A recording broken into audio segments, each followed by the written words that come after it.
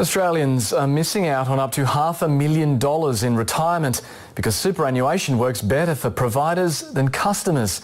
That's the finding of a 3-year inquiry by the Productivity Commission. It wants to overhaul how workers are put into so-called default funds so that only the 10 best performing funds are considered.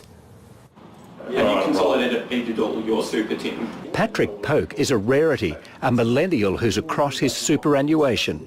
It might not seem very important now, but when you get to 50, 55, 60 years old, you can't make those changes anymore. While Patrick Poke feels in control, for the vast majority of Australians, super is a minefield. There's multiple accounts, there's huge fees, there's confusing insurance policies. No one knows what the good product is for them. A person placed in an underperforming super fund when they enter the workforce could be more than $500,000 poorer at retirement.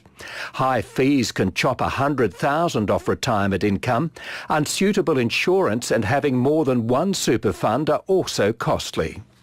If these challenges are addressed, the Productivity Commission found that it would provide a $3.8 billion annual boost to the savings of Australians with superannuation. The Productivity Commission wants workers to get much more bang for their buck from a superannuation pie that's now worth $2.7 trillion, with about $30 billion a year being creamed off in fees.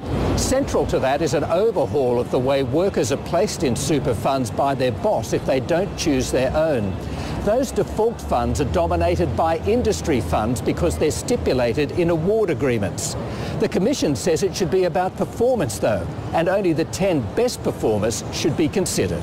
The exam question is how we remove underperforming funds. It's not about anointing 10 large funds that would capture all of the new contributions. Women also aren't happy. Despite having only half the super of men and only getting a third of the tax breaks, the Productivity Commission didn't address these or any other super issues affecting women. The way that they frame the report make it seem like those matters that they have addressed are the only ones that are impacting outcomes. The government says it will respond to the Productivity Commission after it sees next month's final report of the Banking Royal Commission. People like Patrick Poke will be hoping that response helps make super simpler. Andrew Robertson, ABC News.